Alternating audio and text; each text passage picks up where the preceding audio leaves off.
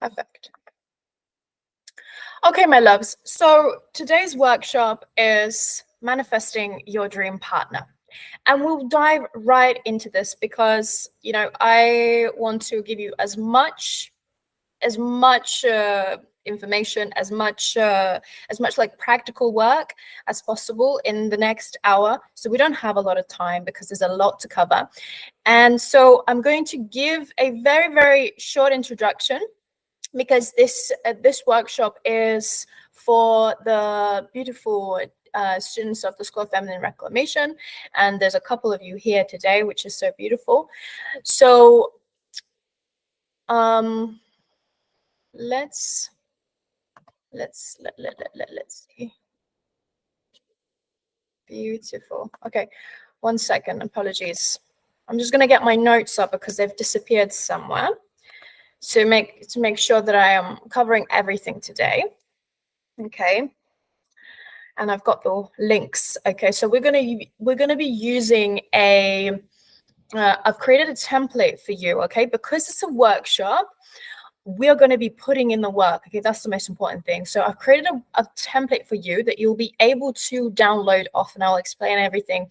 So I'll explain everything as we go, but I'm preparing you that you're going to be needing to do some thinking, some moving your fingers, doing things, and also after the session you'll be able to get stuff done. Okay, so this is a very practical, very interactive process, and there will be a Q&A after. Now, like I said, this is for the students of the School of Feminine Reclamation, and those of you who are not part of School of Feminine Reclamation, then I want to give you a warm welcome and give you a very short introduction, but I'm not going to give you like a full story of who I am and what I do and things like that. You can find out about that on my website, and I will share the website with you right here if you feel curious. Okay, but like I said, I want to flow straight into this. So today, what I'm going to do is I'm going to break down the system that I've used and I always use to manifest my deepest desires. And one of those desires was a partner. Now, when it comes to manifesting a partner, there are so many dimensions that we have to cover. Now, this is what School of Feminine Reclamation is. It's multi-dimensional healing for multi-dimensional women. And I want to hear a yes, yes from beautiful students, from beautiful clients who already are experiencing this work. If you can say, oh, this is the truth, because it's very multi-dimensional, and we flow into so many different areas. Now, our mission is to help ambitious women rediscover the power of their feminine energy and create healthy romantic relationships, restore their body's health so they can pursue their soul's mission with confidence, using expertise in integrative trauma healing, neuroscience, and psychology. And this is the work I've been doing for the past 10 years. And this is why School of Feminine Reclamation was born, because after going through my own life's journey, I was just so empowered and inspired to create this for the women all across the world. And so, like I said, I'm not going to tell you my story, but I will tell you, I'll tell you how I got to this, three-step system. It's a really, really simple system, and it works if you just get it done. But if you want to hear about my story, you want to understand what School of Feminine Reclamation is, you understand whatever you need, testimonials, the credentials, you can go on goldengabi.com website and you can understand all about it. So the process I'm about to show you helped me manifest my soulmate in 6 months, okay? But there's a but there. The healing work prior to this took me 5 solid years. But now that I have gone through the journey, I want to give you the shortcut so you can manifest your partner this year. How does that sound? Let me know in the comments how that sounds. If that's what you're here for, fantastic. Beautiful. What I want to find out, what I want to find out is, how long have you been trying to manifest a partner, or how long have you been struggling with relationships? I just want to get an understanding of where you guys are at. And also, I want to mention that this is a safe space for you to open up. And the more you can open up, the more we can shift things, the more we can connect with our emotions and actually share how we feel and what we've been going through, and see that this isn't just, we're not the only ones that have been going through this. You will see how much more empowered you are. Now, although it took me 5 years of healing, 5 years of traveling across the world and, applying different modalities like neurolinguistic programming and, neuroscience and psychology and this and that and that and that and that and that and all these different things, and working with all these different spiritual coaches and self-development coaches, at the end of the day, I've been struggling with this my whole life. This hasn't even been like a 10 years thing. This has been in my inability to feel loved, really deep down, love myself and feel loved was something that I struggled since my childhood. Okay, how many of us can relate to that? 2 years, 1.5 years, beautiful. So you've come to that awareness. You're like, you know what? I'm ready for this. I want this. I'm worthy of this, which I love. I absolutely love. And so a lot of us, when we dig deeper, especially when we do this work with the students at School of Feminine Reclamation, what we start to notice is that when we bring awareness, we start to notice this hasn't just been happening for a year or two. This has been since our childhood, because all the things actually happen since our all of the foundations that we build are built in our childhood. Okay, so this is really deep transformative work that you are in for today. Now, once we experience toxic relationships, and once we experience unfulfilling relationships, toxic relationships that don't make us happy, relationships where we are out of alignment, we are unable to speak our truth, where we're unable to express ourselves fully, where we're unable to receive the love and the affection that we really deserve, that becomes a program inside of our minds. Since 2000, I'm going to be reading your comments because this is about you guys, and I want to give you as much, I want to connect with you today as much as possible. This is what this is about, okay? Since 2000, I have been in a series of relationships that lasted maximum 2 to 3 years. Seems like every partner was the same person and relationship had the same dynamics. I'm fed up at this stage. Yes. Okay. Yes. This is something that I hear every single day. So you're not alone. You are not alone. Resonating. Yes. And if at any point you hear somebody speak, you can always say hashtag BTB, which has been there before. You just write BTB and people will know that, there are other people who have been there before. So you're not alone. This has happened, because I work with so many people. I've done this work for so many years. We carry the same trauma. We carry the same imprints. We carry the same programs. And there is a process of shifting this.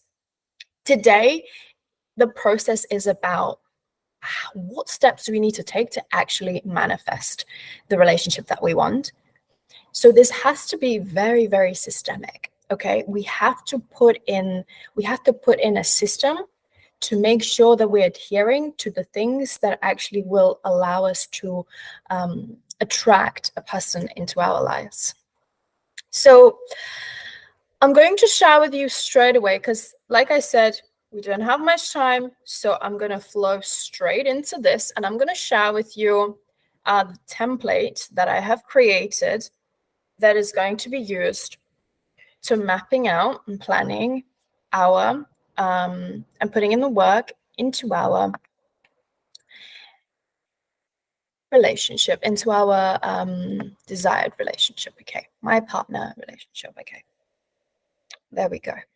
No, I don't want to share this actually. Sorry. I'm not going to share this one. I'm going to share, I have another one here. My partner relationship board. Perfect. There we go.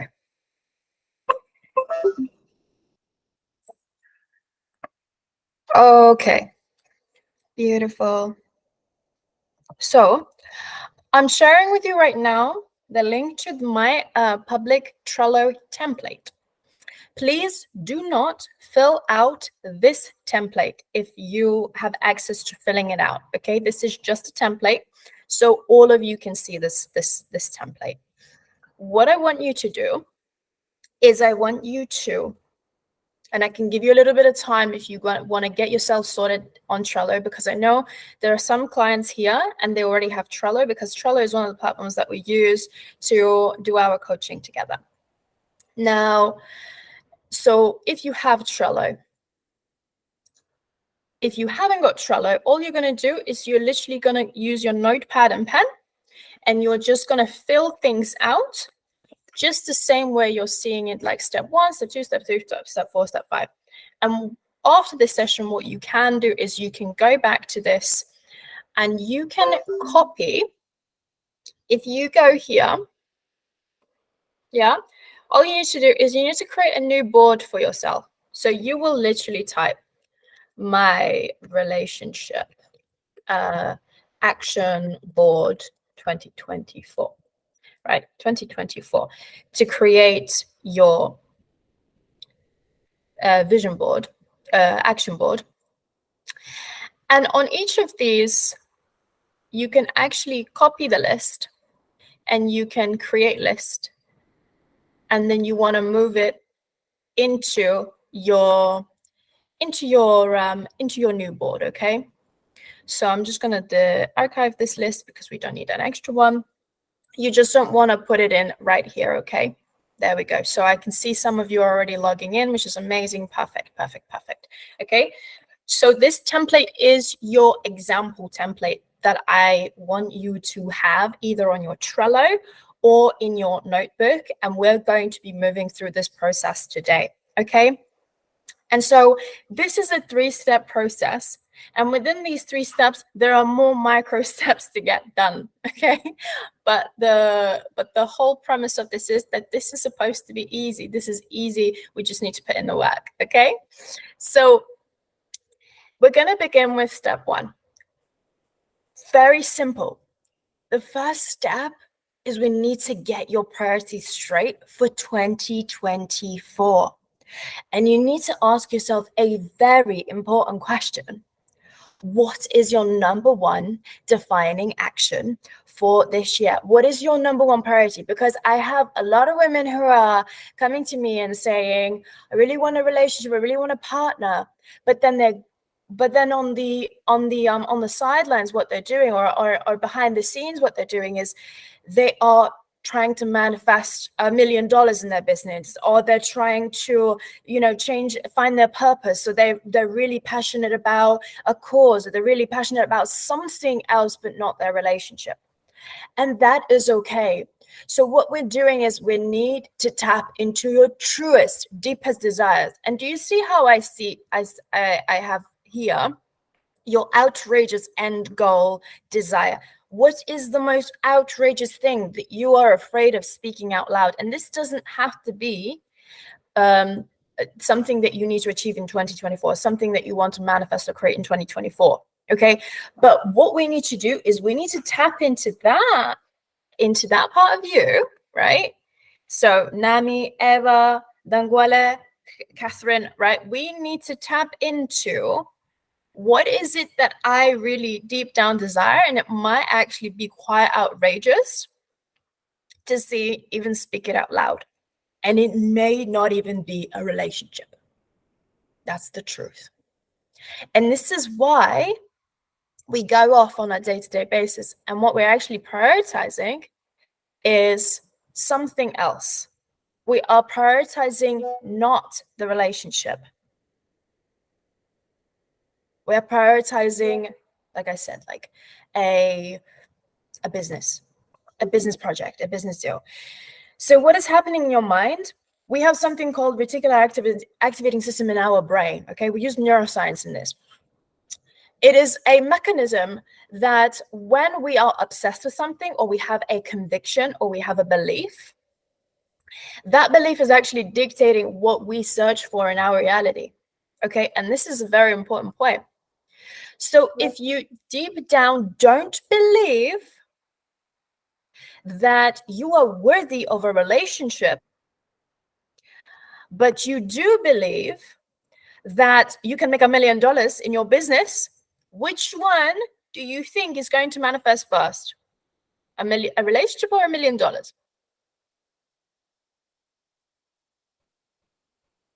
I think we all know the answer to that, right? So because this work is so practical, and if you do this work, you will manifest whatever you put in your priority 1, 2, and 3. 3 priorities max.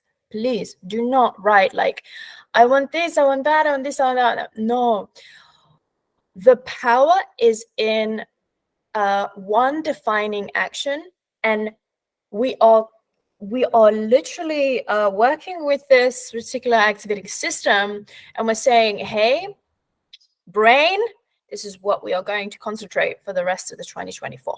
Okay, so when I say 3 defining actions, it is 3 things that you know that you can achieve. And so now your biggest defining, so what we're going to do today, we're going to say, because you're here, because you want to manifest your relationship, because you're here today, we're going to say that your number 1 defining action is actually attracting a soulmate, attracting a partner who is secure, stable, mature, masculine, loving, and whatever else that you desire to create, right?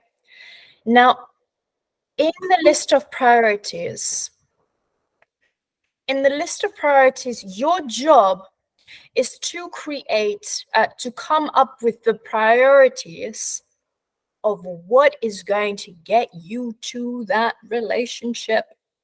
The step 2 and 3 is going to help you actually understand what it is, what are the priorities. Okay, so you don't have to sit right now. You can maybe things are coming up for you. Please write things down and get these things on your pen to paper.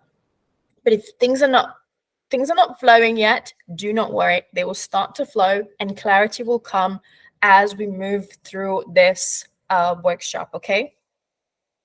So, like I said, we need to understand the path to your dream partner. And what is your dream partner? Your dream partner is your soulmate. That's the truth. Your dream partner is somebody who is a kindred soul. We have a lot of kindred souls. But what happens is, especially when we've experienced a lot of unresolved, negative, emotional experiences in our life, traumatic experiences, simple trauma, like developing an anxious attachment. These are all blocks to creating alignment to our soul. Okay, there's a block. So the soul can't shine through. If your true deepest desires, if your truth cannot shine through, if your soul cannot shine through, then we cannot attract our soulmate, because there are blocks. For example, I'll give you an example. There is a block that is fear of rejection, that is holding us back. Okay, so we cannot attract somebody that will hold that space for us. No, we're going to attract somebody who's going to bring out the wound of fear of rejection for us to heal it. Why is this the case? Because our mind is programmed to heal itself. The mind is always programmed to resolve the trauma. So when we have limiting beliefs like I'm too old, I have too many children, I have too much baggage, I am not enough, I'm afraid of rejection, I am afraid of abandonment, I won't open my heart. If you have these beliefs right now, then these are the beliefs that are going to be dictating who you attract. So there's a saying, what we resist persists, because that's part of our subconscious program. Now, we don't get in our life, we don't manifest what we consciously want. We manifest what we subconsciously already have as part of the programming that started from the moment we were conceived. So we need the conscious work to reprogram the subconscious. So our second step, which is right here, let me see it, is release resistance. We have to first release the resistance, the subconscious resistance to what is actually holding us back from our partner. Because when you think about this, when we are born, we are pure. We are so pure. When you look at a baby, it's like the baby's energy is so light. It's so pure. It's untouched. It's untouched by the world, because the ego hasn't even yet developed. And the ego is there to help us to survive. We develop the ego mechanism to help us to survive. And when we're babies, we actually are incredibly egotistical or egoistic, because that is when the ego fully develops, and it is trying to soak up everything from their environment to give it information to say, hey, okay, how do I need to survive? So I need to learn a lot of protection mechanisms to make sure I survive. And ego is not bad or good. Ego is just part of us, and we need to embrace it, right? But what happens is, if our parents are not giving us the love that the attention that we deserve, that we want, that we need to make us feel safe and connected, right? That's two key words: safe and connected. If we have ever during our childhood felt alone and disconnected, this is when we develop trauma. And this is when the trauma helps us create protection mechanisms to protect us from that ever happening again. And this is why we develop attachment styles, so ways of bonding with people where we are afraid of we want a relationship, but at the same time we're afraid of a relationship, right? So what we have to do is we have to begin to break down the resistance. We actually have to go to the source of the resistance instead of pushing it away. Because the more you push something down, the more it still sits at the back of your subconscious mind and unconsciously programs your reality over and over and over and over again. Okay. So our step 2 is we have to release the resistance. Okay. Now, in this section here, what I need you to do is I need you to list out the beliefs, convictions, narratives, and stories that you currently hold about having a relationship. And also that you currently hold about yourself. So a lot of the times, the biggest things that we have is I'm unattractive, I'm unworthy of love, I've never had the love that other people have, so clearly that's not for me. These are all limiting beliefs. Beliefs like there is no one out there. It's insane. It's insane that some of us have that, and we think to ourselves, we're going to push that down, and that's just going to let us that's not going to hold us back from attracting the right partner into our lives.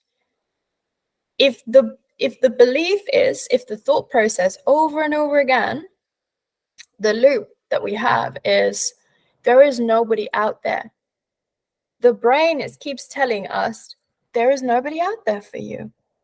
So what do we see? We see nobody out there for us. That's the truth. I cannot tell you which one of your beliefs which one of the beliefs you have. You have to be brave to write them out in step 2, so that we can start to deconstruct the resistance that we have. Okay. And like I said, those of you who have just come in, now I'm going to take a little bit of a break because I know that some of you have just flown in. So I've shared a link to this Trello board that you're seeing in front of you right now, and I'm just resharing the link. Please use this as a template. I've created this as a free template for you. Please don't go on the link and start typing things because everybody can see this board. What I need you to do, if you have Trello, then you want to go to these boards. You see the boards, you click on the 3 dots and you click copy list. You create a new list that gets created. At the same time, what you want to do is you go to your boards, because you will have this as well, and you create your board. Okay, oops, there we go. Your board you created. And that's where you're going to, if you write move list, you're going to send it to your board. Okay, if you want the same layout as this Trello. Okay, but you don't have to. It's just a really easy way that we at School of Feminine Reclamation use for our coaching, for our work and resources. You can just use a simple journal that you have, and you can take a page for each one of these steps that we are going through today. Okay, this is really keeping it simple. Okay. So I'm going to give you a little bit of time because this is an important step. And I'm going to give you a little bit of coaching, whoever wants to come up, on some of the limiting beliefs that we have. Because once we understand the beliefs, convictions, narratives, or stories that we currently are holding, right, towards this deepest, most outrageous desire that you have. So in this case, we're assuming that your most outrageous desire that you have is having a healthy, secure, soulful, spiritual, loving, deep, sexual, sensual, erotic, fucking epic relationship. Okay? Because I know when I work with women on this is a deeply pushed down desire because of all of this resistance that's in the way. Okay, so we need to voice the resistance. So, who is brave and would like to share one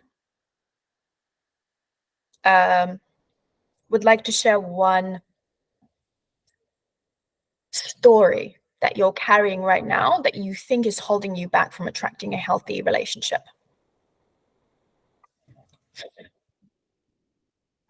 I can go. It's Danguale. Beautiful, my love. Hello. Hi. I'm a little bit in the flu as well, so we'll keep the camera if you don't mind, but I'm ready. Beautiful. No worries. Go on. You know what? So I've been, I think like probably many women here, really working for a very, very, very, very, very long time, the similar journey to what you said. But now I came to the stage where I am dating, and like different men, basically not like exclusive yet, but came back into the game, so to speak. But I noticed that I am blessed to meet quite interesting men and kind and generous. But somehow I feel the belief now that turned out is, it's almost like I want to attract the partner and I want to go deeper, but I'm also thinking, but yeah, I have such a good life. Like I'm so free, I can wake up whenever I want. And suddenly I have this fear or belief that, okay, if I'm fully myself with my practice and meditation and so on, that's going to be a deal breaker with in quotes normal man, because not everybody is yet, like, let's say, awake or spiritual or something. So I don't know, it's like some sort of freedom fear, or maybe even being accepted as I am. Okay, yeah. Yeah.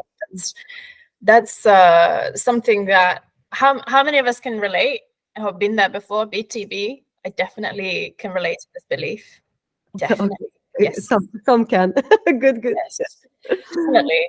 And I'm going to ask you a question. So you said that you've been doing a lot of work on yourself, like a lot of spiritual practice. You've got your vibe, you've got your rhythm, you've got your stuff. You are beginning to know who you are, right? You know Yes. who you are. Yeah. Yes. Okay. Yes. Have you ever been with a person who shares those same values as you? So that's the interesting bit. But generally, it was accepted Yeah. in my past relationship, and now I met one man who is actually doing even more spiritual practices than I am. Yeah. So number one thing that came out to me in some ways, that I noticed I even a little bit judge him, because I'm thinking, oh my God, your life is so full of just that, But so first of all, this is funny, but of course I recognize this. But on the other hand, I don't know why, but I'm like just thinking, okay, let me just imagine if I go into a relationship with this man, and suddenly it's like so spiritual, and either we will get stuck in that spiritual, or I'm not sure if he will also accept, well, both the spiritual side, but also, just me, that sometimes maybe I am waking up and I'm lazy to meditate, or sort of do yoga in the morning or something. So I think that now that I'm talking to you, it's more of just being sure that I can be accepted in whichever way, not necessarily with that label that we come with, or Yeah. whatever we admire at that time. Yeah. Yeah. So what about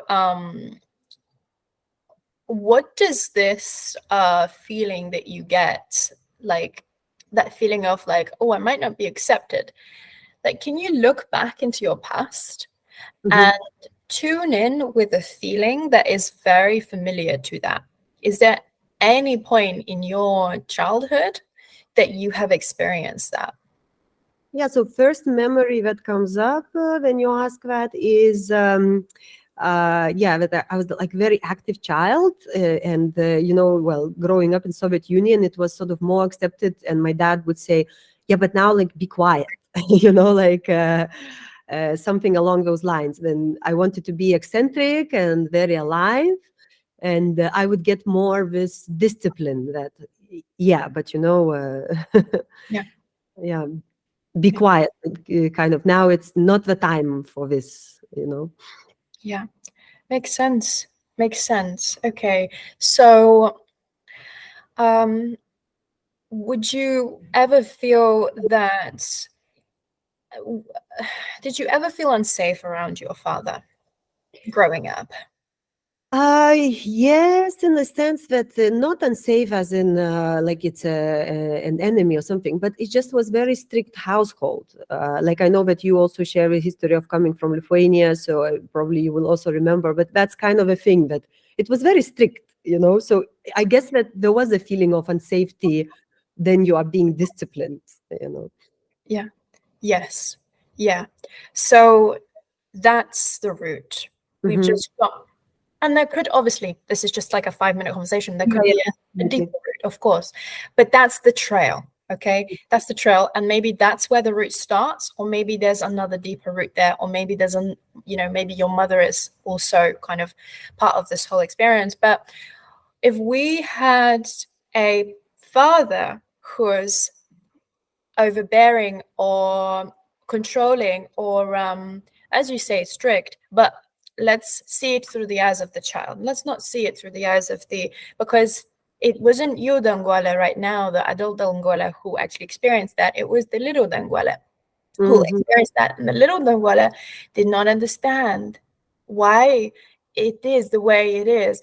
The past generations had very limited emotional capacity. So they would never say, sit you down and say, okay, this is the way things are because of this. And we need to, it was more like, this is what's happening. You need to behave, and end of story, right? So it can be incredibly disorientating or disorganized for the child to receive that information or that form of behavior from their parents, because our parents is obviously the person that we seek for love from.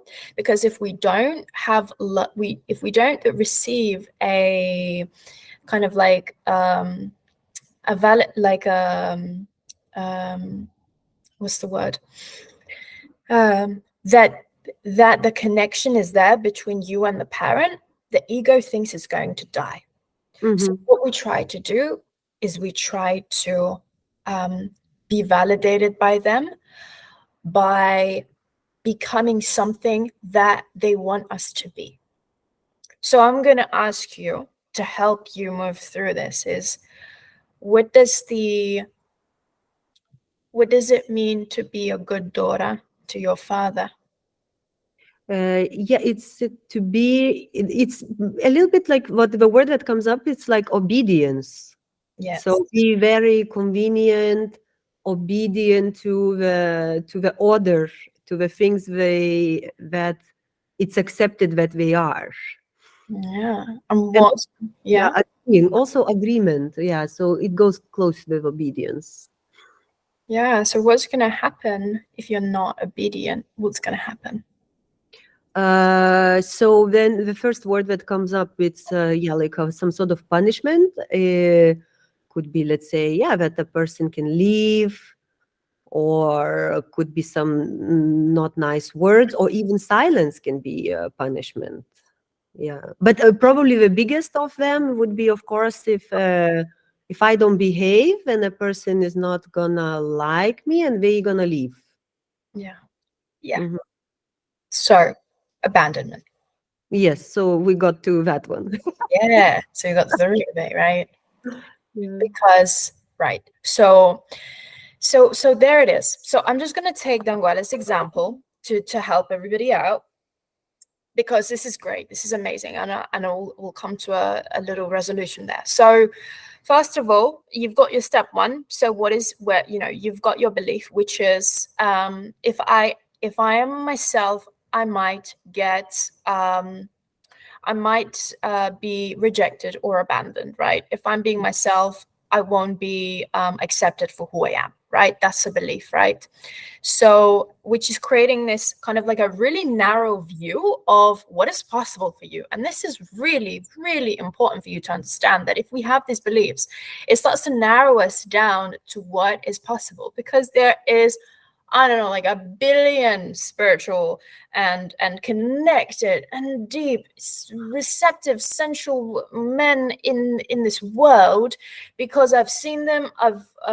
They're part of the community, and I also have an incredible, beautiful man like that. So I always say you have to ask yourself to also break through these beliefs. If somebody else can have a healthy, happy, beautiful relationship, why can't I? So with that said, the way we actually also break these beliefs is begin training your mind by searching for confirmation that these relationships exist. Okay. Surround yourself. If it's in social media that you like to spend some of your time, then find people who are sharing how happy and healthy their relationship is, for example, to help you reprogram these beliefs that, hey, that's my tunnel vision. So with you, Danguela, it's that you unconsciously have a fear that you're not going to be accepted for who you are, which is an irrational fear. Why? Because like you mentioned, there is a threat there. And when there is a threat, we act out of fear to begin with. And so when we build a relationship on a foundation of threat and fear, we're not building it out of love, right? So what will happen later down the line, and this is something that you need to bring awareness to now that we've uncovered one belief, if I keep acting out in the same way and I shut down and I don't speak my truth, or I don't show up like in my comfy lounge clothes and being lazy and doing nothing on a Sunday because that's my usual typical routine, and he wants me to go running and yoga and snorkeling, whatever it is, later down the line you will build up resentment. They'll start to creep up the stuff in the car under the carpet. And so this is where when I deal with couples, there's a lot of shit under the carpet. And when I work with people separately, we begin to notice that, hey, I've been afraid to share my truth. I've been afraid to speak up and be. And so we have to deal basically with the root right now. And this is where we're at. We need to release that resistance by getting to the root of the trauma. And we get to the root of the trauma by understanding what beliefs we carry. Okay, so you write out all of the beliefs that you have. Now we have to understand the corresponding emotional template behind this belief. So we've already mapped it out with Dangole, which is fear. Okay, I think this is not supposed to be here, my loves. Sorry. Don't know why. We're going to delete that. Archive, so that people don't get this mixed up.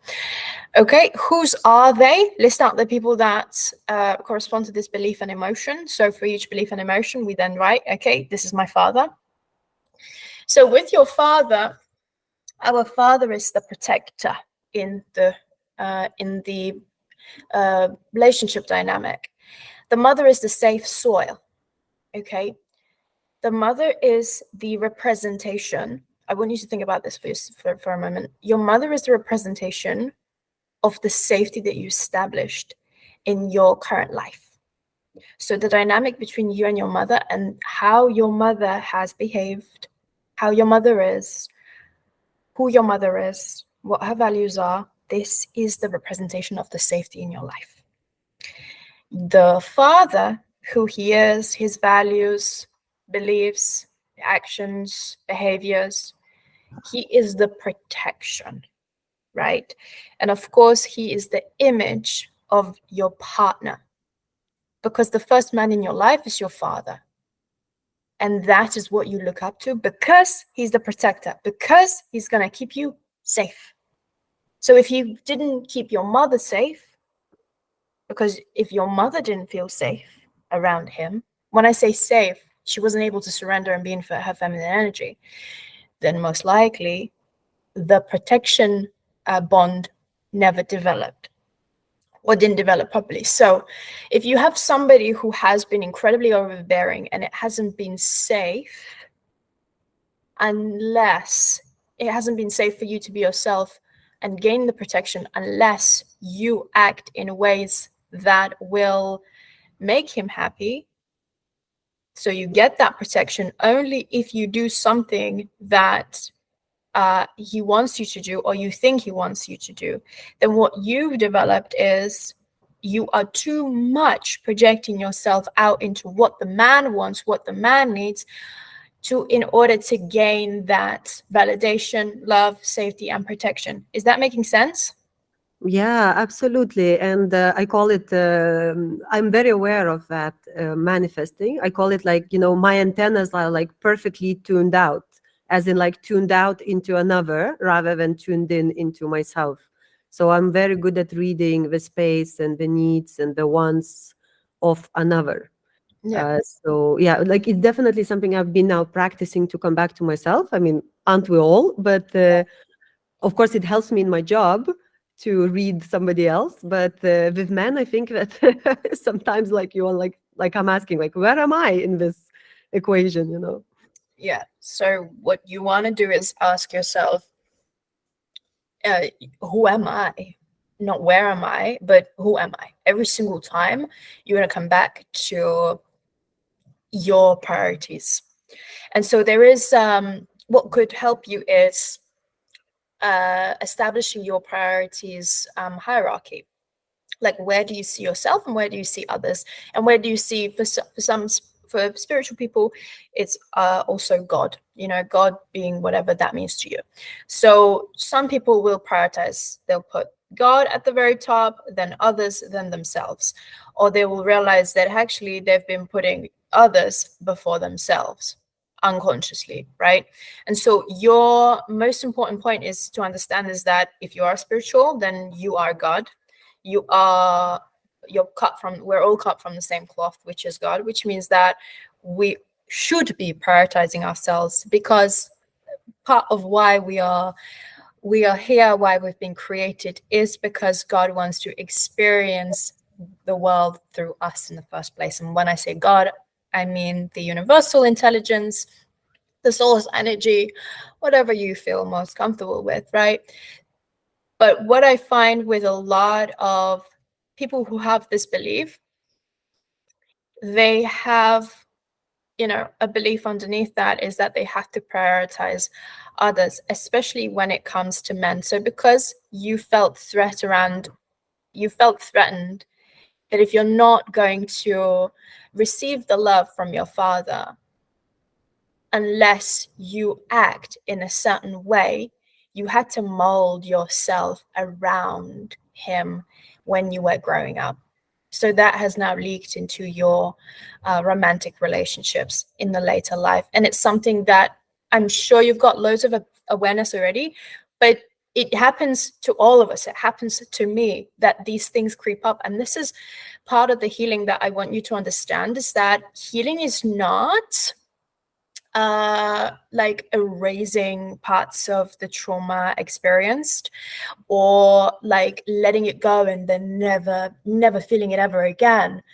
All that healing is integrating the emotional experience that we experienced when we had these traumatic encounters in our life. It is just healing is creating more capacity within us to sit with the uncomfortable emotions. And the more we flex that muscle, by doing this work and being like, okay, where do I hold most resistance? What beliefs do I have? Oh, this is the belief. Okay, what does the belief make me feel? Oh, it's fear. Underneath all of this is fear. Okay, next time I'm going to be in an interaction with a man, let me see, how much am I trying to adhere to his needs, to who he is, because I'm afraid I might lose him. And if you can bring awareness to that and take a step back, take a deep breath in, to actually stay in your body, to stay with the emotion and hold the space for the emotion of the little Danguela, of the little Catherine, of the little Claire, of the little Eva. That is when we're integrating this, right? Yes. Absolutely. Yeah. Okay, so we've kind of moved through that process. Whose are they? Now, the reason why we need to understand whose are they, because we are not trying to search for a perpetrator, my loves. When we're doing this work, we can get into, once we reveal some of these beliefs, some of these stories, and some of these traumas, and some of these emotions, it can be very tempting to fall into the victim. And that's actually part of the emotional healing process. It's inevitable, so don't push that away. So it's okay to drop into the victim. It's part of actually moving through the stages of healing. But we don't want to stay there. So by asking whose beliefs are they really, whose emotions, whose stuff have we taken on, whose shit has we taken on, we need to give the brain some rationale, understanding to why this is the truth, and why in this present moment it is no longer, why this was the truth when we were growing up, but this is no longer the truth now. So it is safe for us to break it. It is safe for us to create a new template. And so with this relationship action board today, or this manifesting 3 steps process, this is what we're doing. We are now creating a new template for all of this, which will then give you the meat that you need to build the awareness when you go out into the world. So what I want you to do next, step 3, is we need to remove what's currently not in alignment. This is an energetic clear up. I cannot tell you how important this step is. Once you've gone through all of the beliefs, you understand whose are they, you understand what healing work needs to be done. And look, the trauma healing work needs to be done, and it needs to be done again in a systemic, somatic way where we work with the body, we release the emotions. So, that's up to you how you want to do it. You can find out obviously more how we do it at the SFR.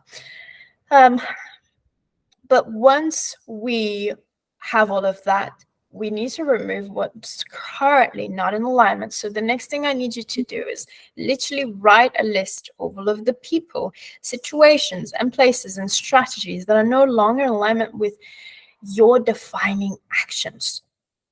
So what does that look like?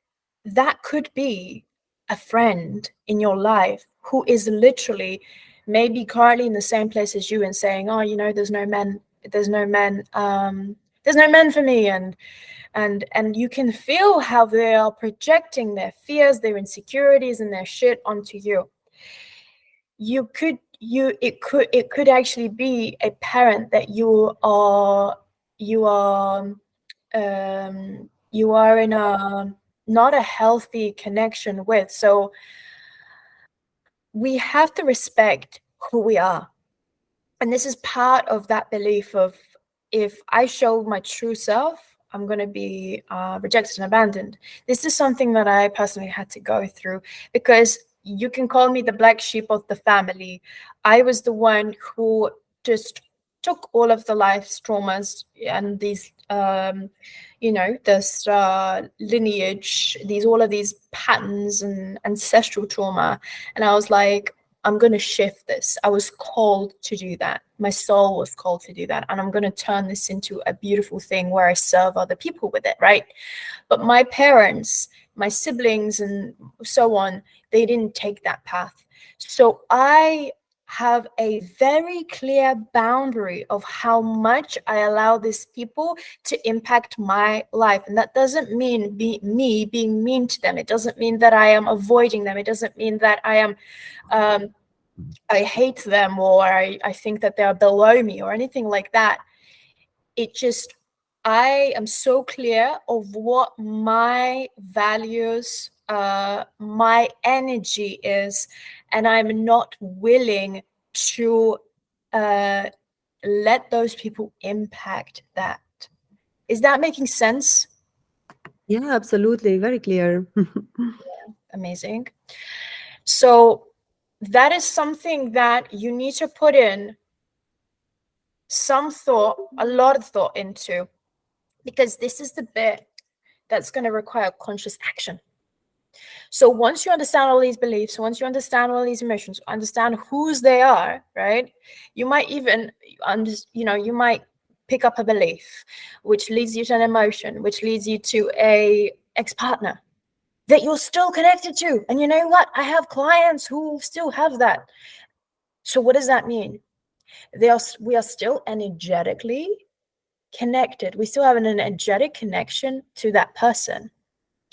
And when we have an energetic connection, if we think about the person, if we wonder and want to make sure how they're doing and so on, and they're like an ex-partner and they're still in and out of our life, and we're still giving them a chance, and we're still saying, well, maybe things are different after 5 years, maybe things are going to change, then we're one foot in the past and 1 foot in the present. So if we have 1 foot in the past, what do you think the next step is going to be?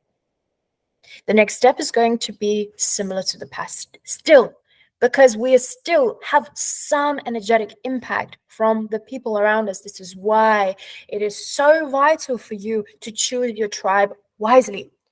I was told by my business coach, if you want to make $1 million, you have to surround yourself with millionaires. That is the fastest way to doing that. So what I will say to you is, if you want emotionally available man, surround yourself with emotionally available people. Look at the people in your life. And when I say emotionally available, let me give you a quick definition of what emotionally available person is.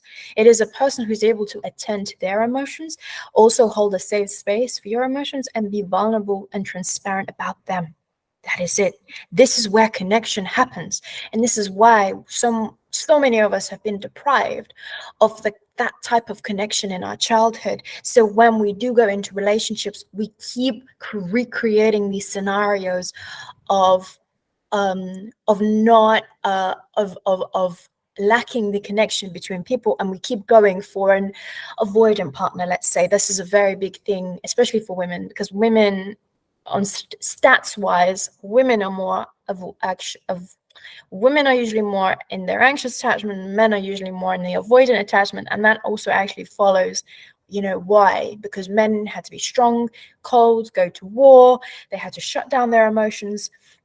So they developed more, obviously it's more deeper psychologically than that, but I just want to give you like a quick overview. And then women obviously are in general more connected to their emotions, and they are usually the ones who feel they create a fearful attachment. So if we know this, if we understand this, right, I'll give you an example. If we know that our past was full of men who were emotionally avoidant, right, then chances are our mind currently is still in the program of attracting emotionally avoidant people, not even men, people. So become aware of what people in your life are actually like. You can feel safe. You can feel like you can just be yourself. You can feel that you can just, they are sharing emotions with you. They are sharing their process. They are giving you the space to really show up in the emotional state that you're in. This is the most healing space that you can create for yourself. And it is incredibly conscious, and it is incredibly, it requires a lot of hard work, because we might be still attached to, like I said, ex-partners and family members and so on, who are emotionally unavailable. Okay, so remove everything. Bring your awareness to everything that's currently not in alignment to this outrageous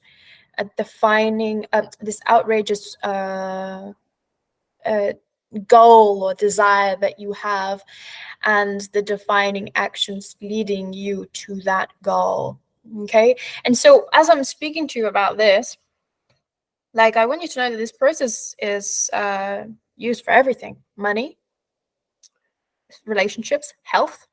So specificity is key in this. Okay, so if you want to do this properly and you say to yourself, like, relationships, money, and health are the most important things, and this is how I'm going to map it out, and this is what I want to achieve over the next 3 years, then create 3 of these Trello boards for each one, because specificity is key. When we don't set intentions, we get random stuff. True or true? If your thoughts are random and chaotic, the frequency is not able to align itself. So Dangole was saying, her antenna, her radio antenna is not necessarily pointing anywhere, or it's not sending out a very strong signal. So what we're doing with this work is we're sending out really, really, really, really, really strong signals to what we're attracting. And this is what happened in my case. Because I had experienced what unavailable love is, I had experienced what available love is, I was ready to experience and fully show up who I am and be loved for who I am.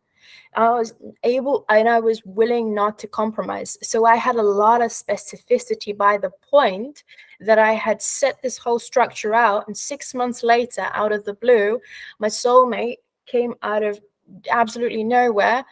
at a dancing event that I was participating in, and even at that point, I didn't know that he was going to be my partner. Okay, so this works, and it works really well. Finally, when we're nearing to the end,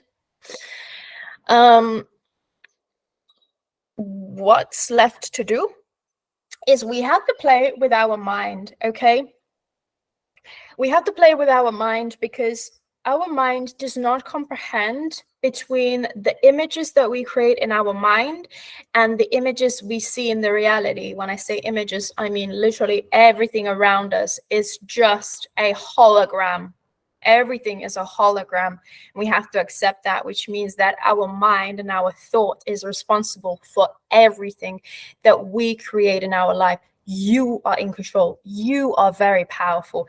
You just haven't been given that information, which means that the way we do this, the way we hack this, is we need to create an action board, not a vision board. This is not a vision that's going to happen in 10, 15 years time. No, this is an action board that you're going to take action. And this is what's going to happen because you've removed the resistance, you've gone through the limiting beliefs, you've gone through the emotions, you've embodied the emotions, and you have removed what's currently not in alignment to what you want. Now, all you have to do is you have to attach photographs that you feel the most emotionally connected to. This is really important. I need you to make sure you get this point, okay? You cannot just add random images off the internet you've never seen in your life. This is not going to work like that. This is why this partner action board might be the slowest and the longest in your process, because what you need to do, the way the brain works is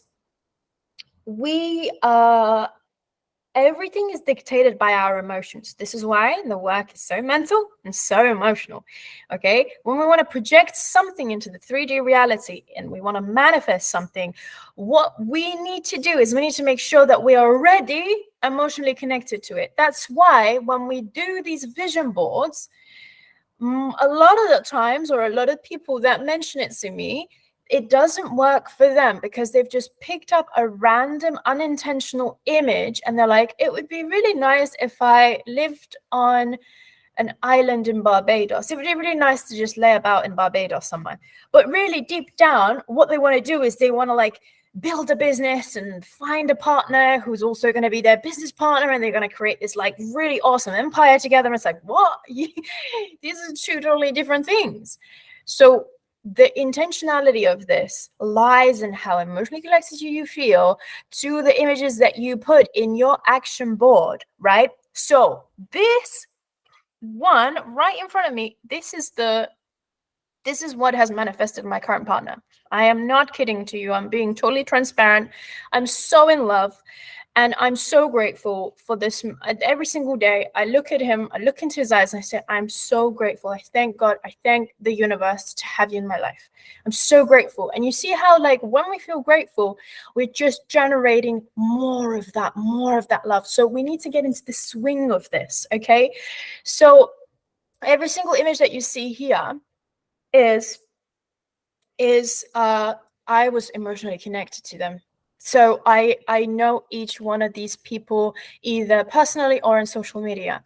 Now, the way this works is when you do your partner action board, you're going to first start with statements. Now that you've looked at all of the limiting beliefs, now you can speak your truth. And now that you've removed now that you're setting the intention to remove everything that's not allowed of alignment, you need to start to ask yourself, okay, so what is an alignment for me, for my truth?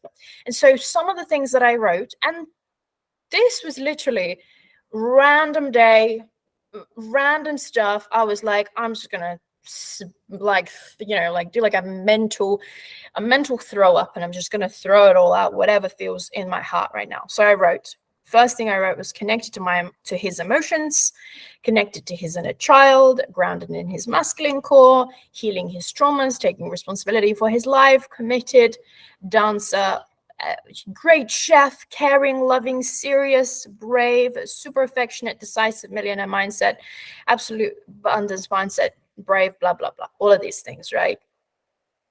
I wrote things that were coming from my heart. This is not a thinking process. This is a very feminine process of feeling. And so the images here, I had seen these images over and over and over again in my social media, because I know I am familiar with these people. So I feel really connected to the love that they share.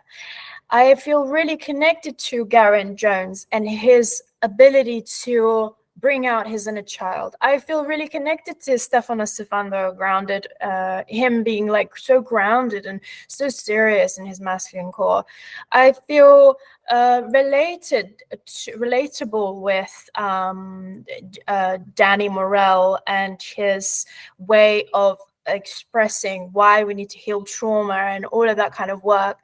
So I feel connected to this man's commitment when I see him showing up every single day on social media.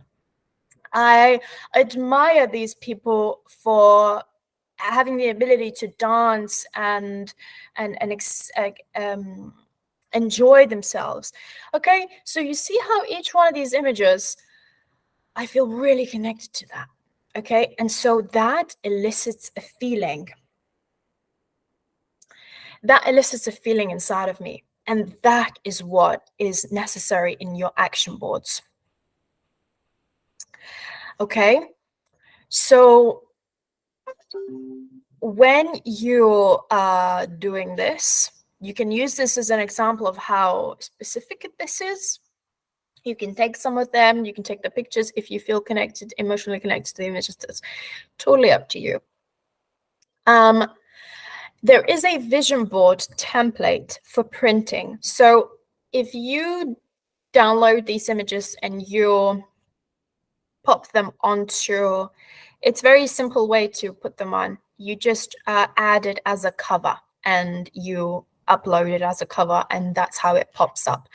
And so when we are at School of Feminine Reclamation, what women have is like a full sanctuary of stuff. And so when they open their Trello board, the first thing they see is literally like this, what they are aligning to. And they will have it for their priority number 1 action board, priority number 2 action board, and priority number 3 action board for the year.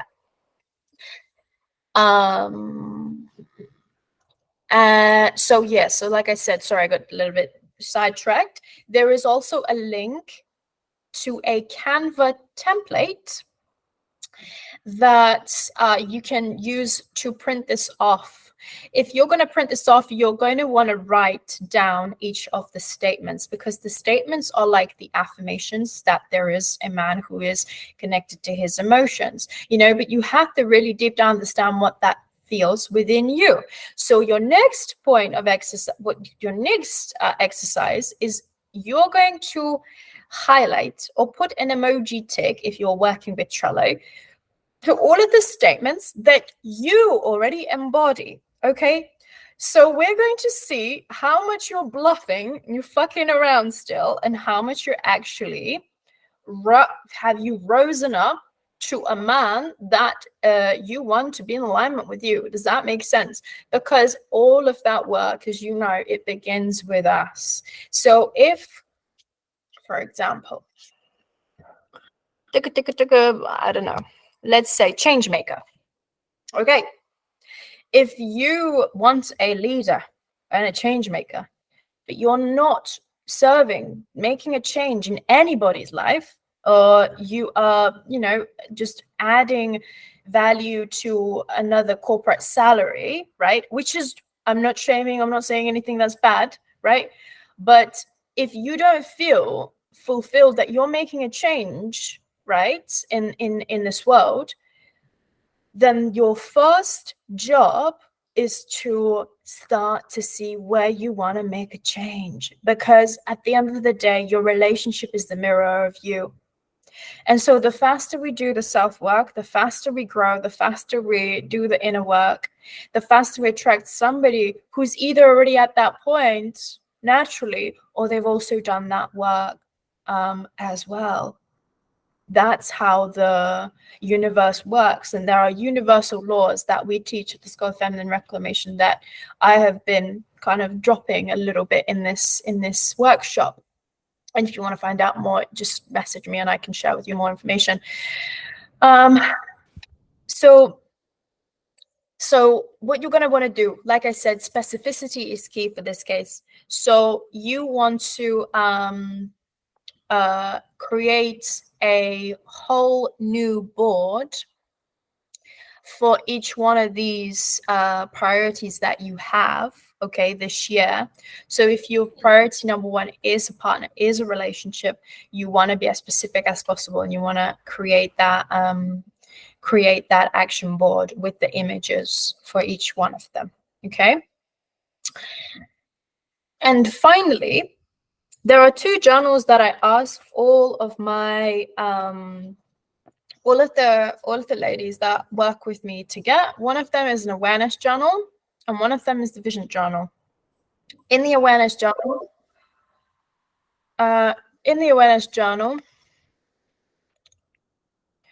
what we do is we put all of the self-work. So the self-work would be here. All of the self-work goes into the action journal, and all of the visions and all of the images and all of these statements would go into your vision journal. So to add to this process, to kind of finalize this process, to start to lock it in, and honestly, it's kind of a form of brainwashing. You are brainwashing yourself to by writing 2 to 3 sentences each day that helps you embody these defining actions as if it was already done. Okay, so if one of your defining actions is if your defining action is to attract a partner, right? Then to attract a soulmate, then the first thing that you would write is you would write 2 to 3 sentences of what that already feels like. Okay, as if it was already done. So how would that feel like? You know, are you dancing in the kitchen, cooking a meal together because he's such a great chef and that's what you love? This is my this is my sentences, right? Because it's all come true. That's the beauty, that the specificity works. You know, the level of specificity I got into my own manifestation has I was blown away by what I had received. Okay, so now this is the full layout. Now I want you to ask questions, get if there's something that you didn't understand, and we've got like 10 minutes to really let things sink in. And if you've got the more specific your question is, or you've got like a particular belief that you want to quickly unravel, then we can do that. I'm here for you.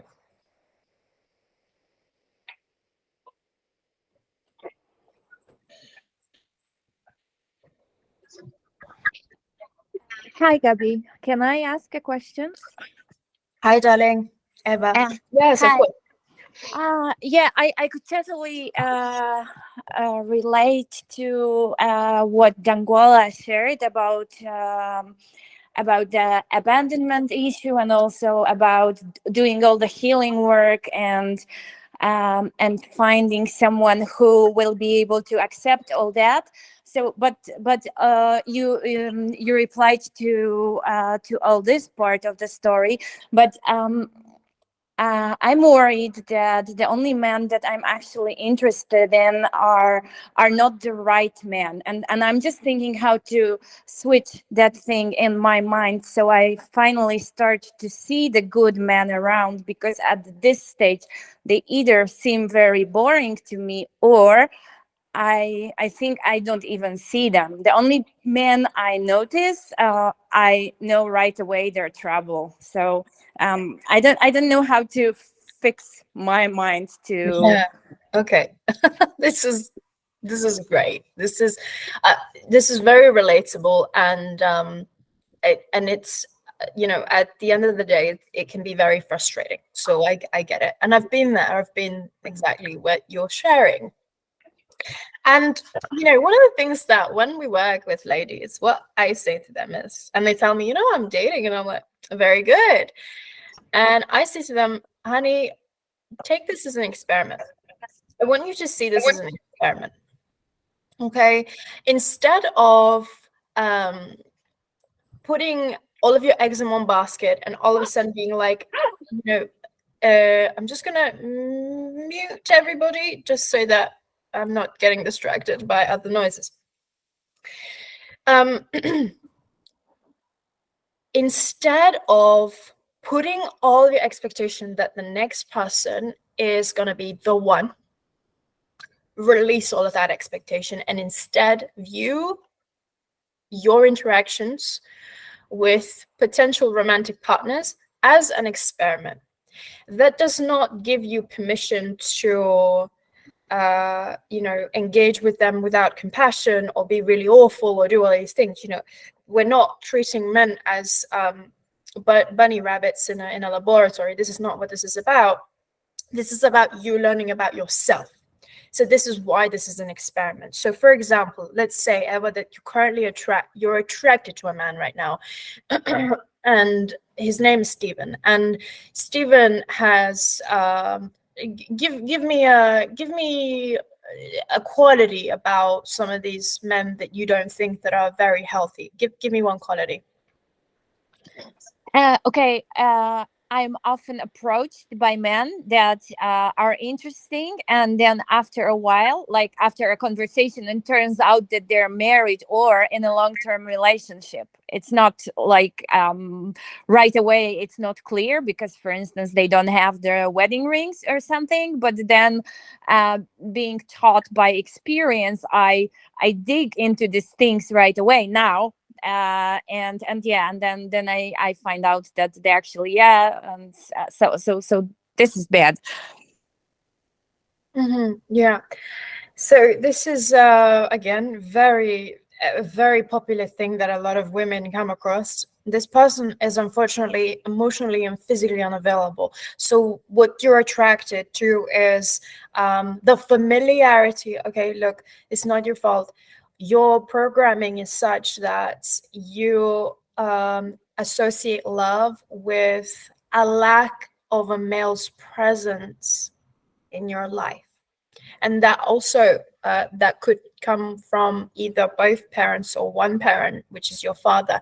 So we usually really chase the men that are unavailable, that usually if the person is in a relationship and is not exposing that straight away, so they're not being upfront, there is a level of deceit there, right? They're lying. At the end of the day, they're lying, and their necessity to lie actually comes from their avoidant attachment or fear of rejection, because they are actually so overwhelmed by the emotions within them.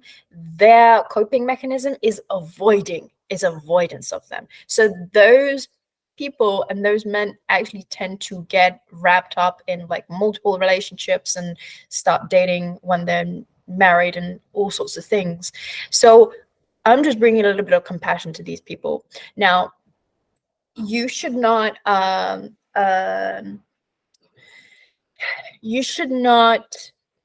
get stressed out if this is the case. So don't get stressed out about oh my God, this person once again is in a relationship. It's like, okay, let's slow down and calm down, right? Let's slow down the nervous system as well, because everything is when your nervous system is actually the control center for all of these emotions, for all of these experiences, for everything. And when we're reprogramming the emotional system, when we're doing the trauma healing work, And the trauma healing work is something that is practical, it's somatic, it's something that needs to be done. So this is, how can I say, when I work with clients, it is something that needs to be personally done. So there will be some trauma to be healed ever, but we can play with this. And like I said, see this as an experiment. So let's say Stephen you just found out that Stephen has a wife, and you've been dating him for 3 months, and it's only come out now, and it's a bloody shock, right? And you didn't expect this, and this has happened multiple times already. So instead of trying to shut it down, avoid it, leave and go away from this, I mean, you never want to carry on engaging with men who are married, obviously, and in a relationship, because you're still engaging in their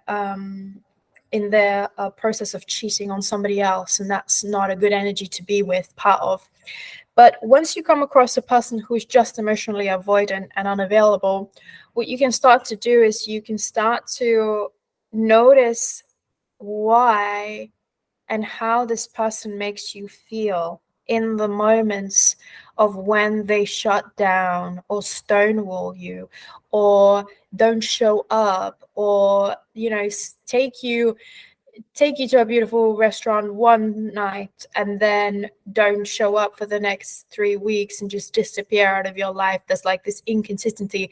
Like, ask yourself in those moments, how is this making me feel, and why? Why am I attracted to this? What familiarity from my childhood can I track back to this particular situation? Does that make sense? Yeah, it totally makes sense. My dad used to work on the ship, so he was literally never present, and then my parents got divorced. So even though I was in touch with him, but he wasn't like present every day in my life. So totally this energy is familiar to me, and probably this is what I'm seeking for. I don't know. Yes, fine. And that's fine. Let's accept that was part of your childhood, because we also, there is a healing process to getting to the acceptance. So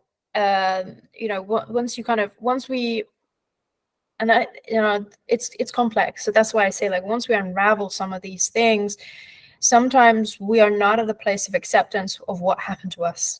There is a lot of resentment and anger. And I'm speaking from experience because I had to move through a lot of that myself. So, but, we kind of have to give ourselves permission to say, like, hey, that was part of our life and that was not our fault, but it is our responsibility because it is part of our programming, right? So if it's part of my programming, then how can I bring awareness and slow down in the moments to begin to understand what am I receiving from this person that is familiar? Like, that's going to be your step one, because what your mind is most likely doing is actually trying to recreate the experience from your childhood of your father going away and working with ships, and it's trying to find a resolution. So it's bringing up situations with other males in your life in a romantic scenario where it's trying to resolve that situation by being like, hey, if we just a little bit more like this, or hey, if we just are a little bit more like that, or hey, if we can just do this, maybe we will finally gain that connection with our father. And unfortunately, the attraction, that can be a very strong attraction. That can be a very strong sexual attraction. That can be a very strong intellectual attraction. That can be just like this very strong pull. So what you want to recognize is that is what it feels like to be with a trauma bond, okay? There's a very strong attraction. There's a lot of up and down. Your nervous system is always up and down. And, if you're getting a lot of anxiety, that is your number one sign that is a trauma bond, that you are being attracted through a trauma bond. When you're going to come across somebody who doesn't share a trauma bond, you might feel completely unfamiliar to that person. They might actually feel boring, like you say, and they might feel like there's no attraction. So again, in this case, what you want to do is you want to give yourself permission to use this as an experiment and go out and date. You don't have to sleep with these people. You don't have to, do anything with them. You want to spend more time around people that you don't get anxiety, that you are being treated in a really beautiful way that you maybe have never experienced before. So one of my clients had a very deep wound of unworthiness for love. And so because she had relationships where she was treated really poorly and badly, and she was always in the giving end of the relationship, and the men were always in the receiving end, they were just taking from her, right? Her standards were really low. And so what we did for her is said, hey, use this as an experiment, use this as an opportunity to only date men who will voluntarily take you to the most gorgeous locations, nicest restaurant, the most expensive restaurant, pay for you, look after you. Give yourself permission to receive that, even though you don't feel an initial spark, right? That initial there's sexual attraction, there's some kind of, I'm getting a lot of butterflies, because sometimes butterflies are just that nervous system jitteriness that is so used to the familiarity of those emotionally unavailable times, like experiences in your life, okay? Because a secure relationship has absolutely no nervous system ups and downs. You don't feel like you're in a roller coaster.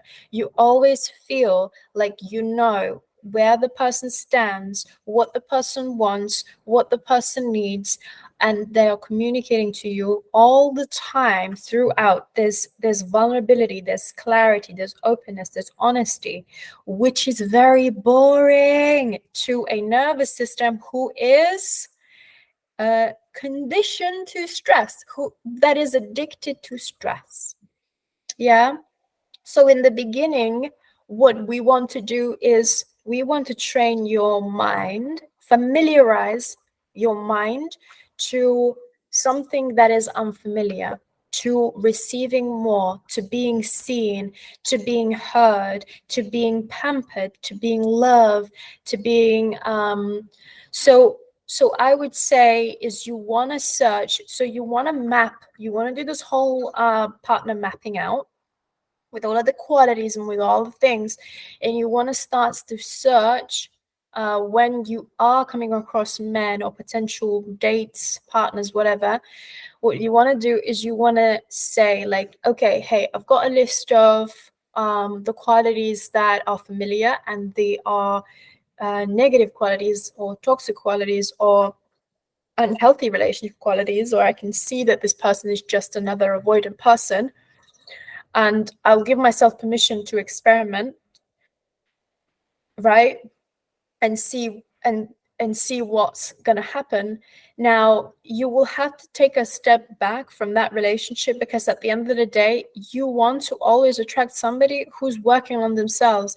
You being on this live today on a Sunday afternoon is just a proof that you're working on yourself. So you would never want to be with somebody else that is not doing any self-work on themselves. There's no point, because later, years down the line, you will not be in alignment anyway, right? And I always say, when it comes to dating, when you're just at the stage of actually being attracted to somebody, that first interaction and that first few dates of how they treat you, how much they're invested in you, that's like the top of what you're gonna get. So if they're not putting in the time, effort, energy, they're not present, they're not connecting, they're not interested in to see the depths of you, then do you really think that 3 years down the line they're also going to be interested in you? And that's how you can weed out the men and partners that are not in alignment, for you. Now, a lot of this work falls down to feminine receptivity, okay? And feminine energy, like how much we are embodying the feminine energy. And the embodiment of feminine energy also lies in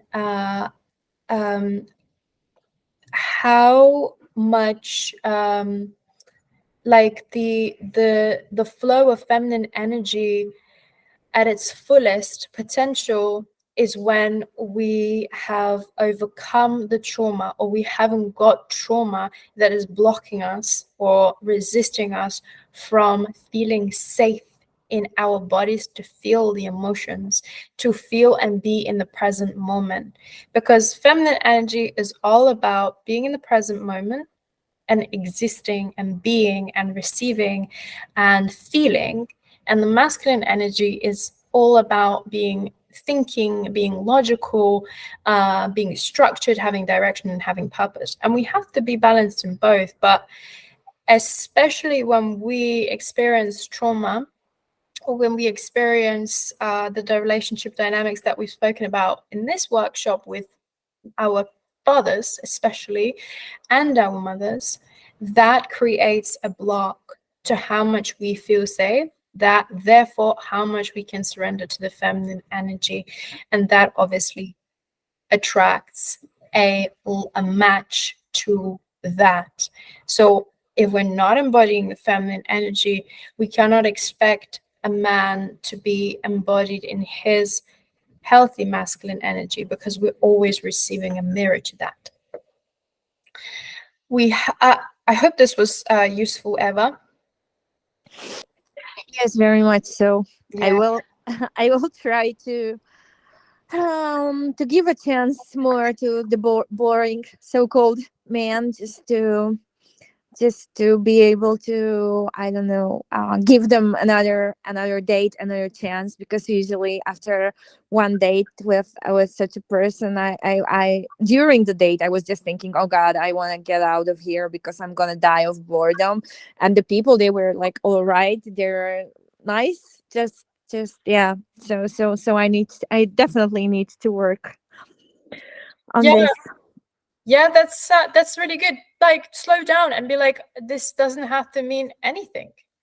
You know, this you can just see this as an experiment of like, what a lot of the times women don't even know what they want or what they don't want and who they are. And this is the biggest problem. Until we really get to the core of us and allow this to come out, we're not going to attract the mirror of that. We're going to attract all the little bits that are in front of, or like whatever is blocking that. Does that make sense?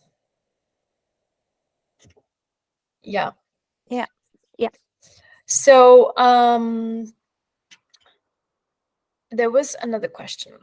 I have a question, please. I totally believe in specificity. Do you have any tips, perhaps, about what could be a great phrase to add to the list about the man? Because I think, because I think about many qualities and then forget to write something. And funnily enough, in life, got a man which had all those qualities, but also was with the forgotten great to have qualities. Thank you, Gabi. Okay, so Danguela, do you mind unmuting yourself and just clarifying your question? Yeah, I know it's like very complicated. So, so I'm asking for a trick where, let's say when I think about my dream man, I think I can write down like 6 pages. Yeah. And once it happened that I did write down many, many pages, and I did get a man with all those qualities, Yeah. But then I forgot to write that I would like, a tall man, and got like a Napoleon at 1 meter 55. I mean, nothing is wrong with that, but I don't know. Like, I personally like more taller man because I feel more when secure, safe, and more sort of surrounded by his masculinity. But it's just a preference. So Mhm. I just wonder if you came across, maybe from your own experience or from experience of your clients when they're making those lists, what would be a good phrase to maybe add at the end of a list, which would just encompass something and would not leave anything for the surprise, for the negative surprise, that you Mhm. happen to manifest the man of your dreams. Yeah. So Greedy question, I understand, but still, maybe, maybe there is something. yeah, so when it comes to affirmations, a really beautiful way of doing this is like you said, you've got all of your lists, you've got all of the specificities, you've got your priorities, everything is like duck, duck, duck, like all is done. So then what you want to do is you want to kind of transfer this into affirmations, as you say. I really love to take my post-it notes, use a little Sharpie, and write a statement and stick it on my mirror in my bathroom. Now, the statement has to, again, you have to be emotionally connected to the statement. Now, if you don't feel physically attracted to a man, then there is some level of lack of attraction to begin with. So the pull isn't necessarily like a full blown attraction, if that makes sense. Because you should even if he's short, you should feel attracted to him to some extent. So the attraction is a beautiful concept. It's the combination of all of the things that you find attractive, that turns you on, that kind of fires you up, that makes that polarity stronger, or makes you feel that polarity to begin with. It kind of it bounces off of each thing that you prefer in a man to begin with. So what I'm trying to say is that it's not, you don't have to say when you're making a statement or when you're making an affirmation, it doesn't have to be like he has to be tall, dark, and handsome, or like I am attracting a tall, dark, and handsome person into my life. Because the truth is, when the person's in alignment, everything will be in alignment. That's the truth. And so what you want to consider, what statement I would actually make is I attract, that's what I would write as a statement. I attract things, people, and opportunities into my life that are in alignment to my soul.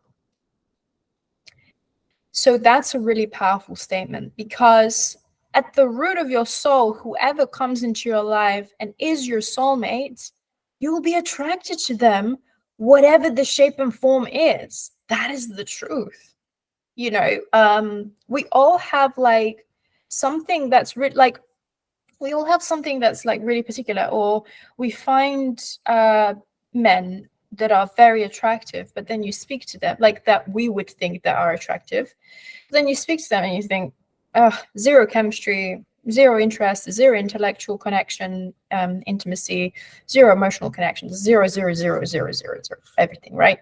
So don't be fooled. I think we were sat around my friend's dating app the other day, and she was scrolling and she was saying like, oh, I always go for the looks and I always go for the looks. And the looks are always, we know that the looks are always deceiving. So if you are on a dating app, don't concentrate on the looks. Concentrate on how it makes you feel. Practice your feminine energy, how it makes you feel. So with that, I think with the affirmation, what you want to do is you want to lock in, I'm attracting things, people, and opportunities into my life that are in most alignment to my soul, my feminine energy, to my highest good, to my my current biggest interest, right? Because then what you're doing is you're seeing that every single morning, you're waking up, you're reading that, you're brushing your teeth, and you're seeing that. So then your brain is like, okay, we have to align to what the soul wants us to our soul. We have to align to our truth. We have to align to our soul. We have to align to our inner truth, our desires. And so when we go out there, we attract men who are or attract people, things, opportunities, and places into our life that is in alignment with that, because that's what the brain is searching for. Is that useful, Dangwala? Yeah, this is superb, Gabi. Really, I just wrote it in the chat as well. Yeah, it makes sense. I like the, yeah, it's like kind of like broader perspective in terms of like aligning with the soul, because sometimes it presumes that even if there are some parts, of course, that we are not yet familiar with ourselves, the higher power knows. So therefore, yeah, you open yourself for wider, broader possibility. Yeah, so very, very nice. Thank you so much, dear.